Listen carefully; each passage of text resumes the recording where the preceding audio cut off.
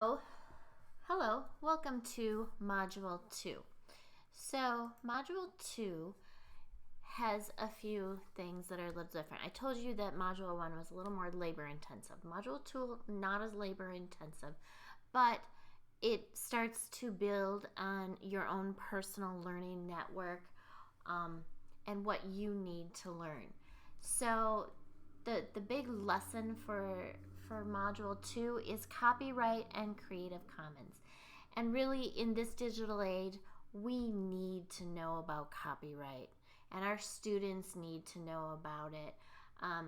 When I teach my undergrads in Education 300 Ed Tech, and we talk about copyright, they're like, why did I never know this?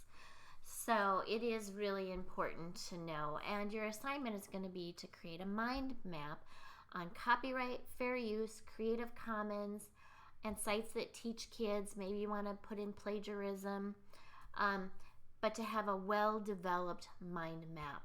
You can put whatever you feel is important for you, your staff, your students, just so that they understand on this map. Use it as a guide for your classroom and for your own knowledge. So make links, create different things.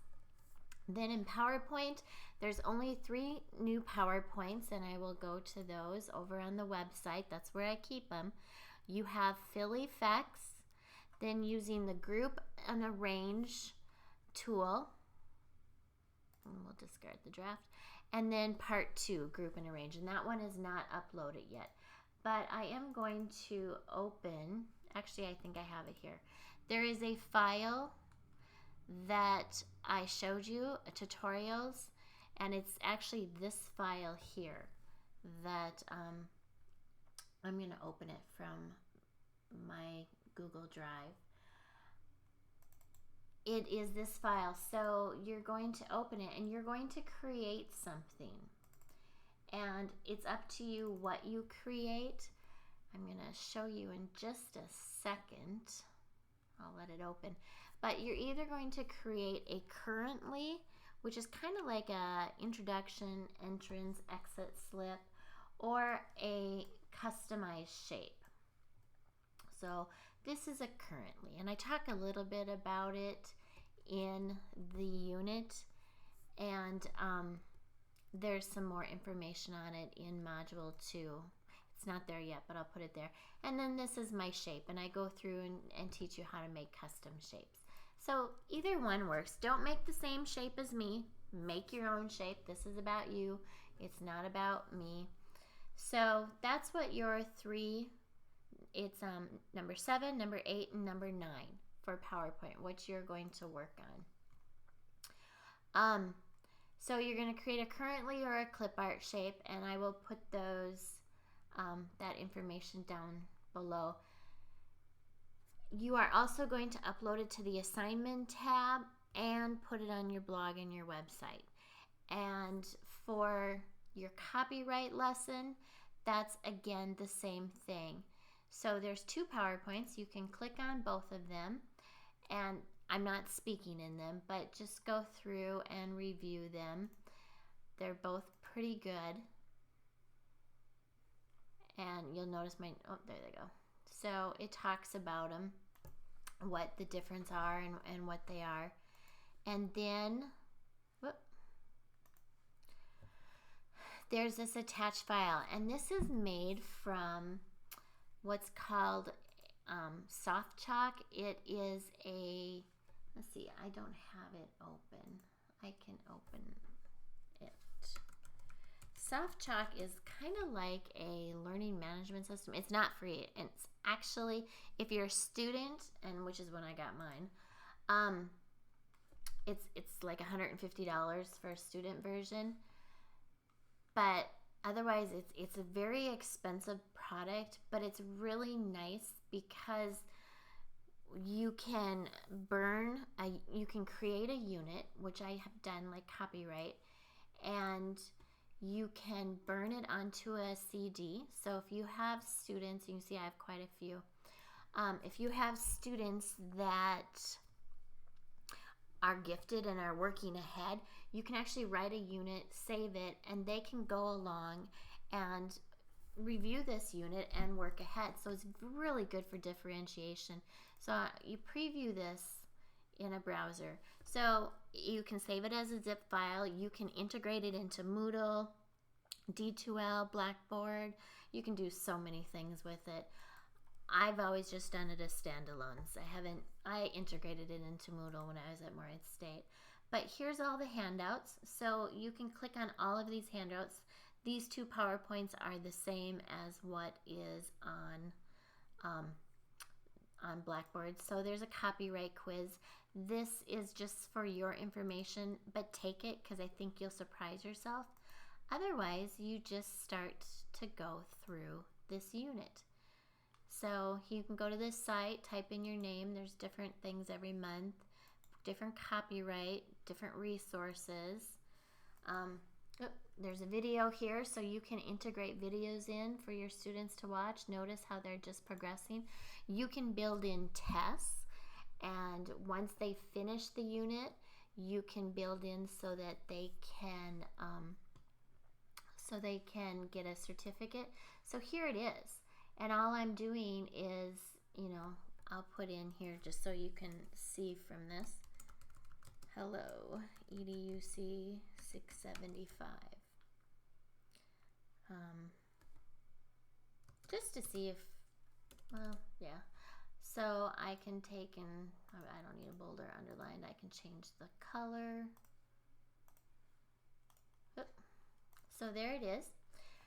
I can add as many pages as I want. I just do an edit page break, and then I can preview it in my browser. I need to save it first.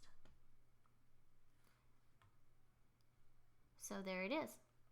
And then when I'm ready to save it, I can go up to File, Package, Lesson. So here's the title of it. Copyright, Creative Commons Public Domain Citing Resource and important subtitle, important skill for educators. Here's where I can print a certificate of completion. I can print a score summary. I can have, if I give you a quiz, if I were to put that quiz on there, I could have it email me the results, or I could have it work right into Blackboard. I can save it as all of these. The SCORMs are what get integrated into LMS systems. I don't have that ability with this, which is fine. I usually do a standard zip, which is what I've done for you. So that's how that works. And I'm going to go back to, so that is SoftChalk. I'm going to close some of these windows. And it's right here. So you are going to click on it, and it is going to download. Now there's only one little trick when it does download, and I'm just waiting for it to download, is you have to follow these instructions. And I get questions every semester when I do this at the beginning until people get used to it. So here it is. It's a zipped file. I have to unzip this. So I'm going to go to, I just double click. On a Windows, I'm on a Mac. On a Windows, I think you have to right click and do uncompress. You need to have this folder. Then you can ignore that one. So then you get this folder. You're going to double click on it. Look at all these files. This is the only trick. But I used to do this with my first graders. So once you get used to it, it's not bad. You look for the word index and you double click on it. When you do that and you double click on index, it opens up into a browser. And you do not have to be online for this. But it opens up and you can start working through it. You have to click on index though, and you have to have it unzipped. So that's how that works, and that's what you need to do with that. And when you get to 21 teacher tools, there's a lot of these. Some of them I've used EXE, which I'll talk about in another module. Some of them I've used Udo too. Those are both free versions, and I actually use EXE probably the most. For me, it just works better. Even though I have this one, I tend to use EXE the most. Then Selly, I have someone who wanted to know how to text students without knowing their text or without the students knowing your phone, or being able to text them right from your email or from the website. So this there's a video tutorial, not up yet, that I'll put right below this. And then you are going to, on Friday, I'm going to send everyone a text. So you need to join this from your cell phone. So watch the video and then join this. I'm not taking a grade on it. I'm assuming everyone's going to do it. It's just a nice way to learn about how to keep in touch with this generation of learners. This is your assignment, the copyright map. And we talk about that up here. You're going to create a mind map. So I like choices. Here's all kinds of different mind maps. Use whichever one you want. It's entirely up to you. I'm going to click on Bubble Us just so you can see one. A mind map is just like a graphic organizer, only it's online. And some of them you have to have an account, and some of them you don't have to have an account. This one you don't. So I might do I need to move my mouse. Copyright. And then I need a new bubble. So it said Command plus Enter. And maybe this is just my mind map. And this is copy, right? And I'm going to go up here and Command and Enter and Creative Commons. So I'm going to create this, and then underneath this, Command and Enter, maybe I'm going to put a link to Creative Commons website. And different things I want to know. There's 6 licenses. What does attribution mean? You're going to create that. Then you can export it as a web page, as a JPEG, as a PNG. And if you did my video tutorial, you know the difference between a JPEG and a PNG, and you'll choose which one works for you. You can create new mind maps. This is a nice one because you don't have to sign in. It's not as detailed or as fancy as some of them, but go through and choose. And if you find 2 you like, you can do one for your 21 teacher tools. So you can do another one, not the same one, but another one. So that's pretty much it for Unit 2. You have your PowerPoint, you have your copyright, and then you should be working on your choices, on your 21 tools. And when I click on the 21 tools, you will notice, as soon as it opens, that I have the ones from before. So if you did not, if you didn't get to do Plickers, but you want to do Plickers, go ahead and do it. You can do Socrative. If you didn't do Socrative for the last one, it's up to you. You just need to have 7 completed by, I believe, June 30th. So I've started putting in QR codes. If you want to learn about QR codes, this activity actually, some of them count as 2 teacher things, just because they're a little more involved. I give you the directions. I give you what you have to do. If you choose that activity, digital storytelling, this one counts as 2. It tells you what you have to do. Infographics, maybe you want to learn about that. Mendeley, Zotero, augmented reality, that counts as 2. Social bookmarking, search engines. Search engines, I'm going to put that counts as 2 because it has screen recording in it. So actually, I think I'll make this count as 3 because you'll learn how to do different screen recordings. So if you want to flip classroom, this is a good one to do. You can customize your search engine. You can create a custom search engine, and then you can learn how to do a video recording, kind of like what I'm doing right now. Cloud storage devices. So maybe you want to learn about the different cloud-based storage devices. Here's participations. Application, connecting with parents, classroom management tools, Schmore. I hope you all do Schmore. Awesome tool. Open education sites. Maybe you want to learn more about open education sites. Then this is at PLCs and PLNs from last time. I just made it not available, so it wasn't in your way. So just learn those tools, look at the videos. You can also come over to our websites, and I'm starting to get some of them up. Some of these are the same, but there are some units, these are kind of the same too. I think visual learning had some different things. Maybe not yet, but there's some other things on here. If you find something that you want to learn about that's not on my list, by all means, shoot me an email, let me know, and I'll probably say go for it, and I'll tell you what you need to do based on what it is that you've picked.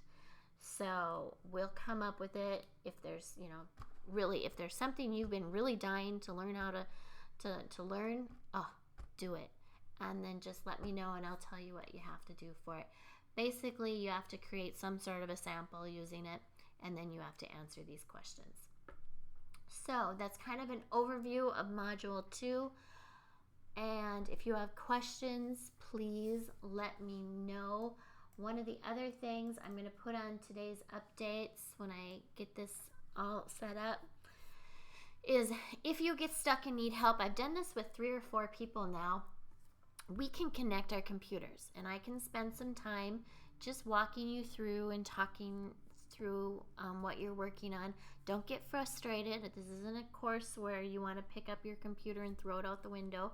I almost did that when I took a course like this under my master's. I did pick my computer up, but I didn't throw it out the window. But we can connect through this website, Join Me. And so you'll just download it and start the meeting. Set up a time with me first so that I'm around. And then you'll text me the code. I'll enter the code and I can see right away your computer screen. And we can talk through it, and then I'll just have you call me or I'll call you, and we'll just talk through. And it works really well. I've done it a few times now, and I think that for those people it's been helpful, and maybe those people can go in the discussion forum and talk about that. So other than that, keep up on your discussion forum. Module 2 means new leaders.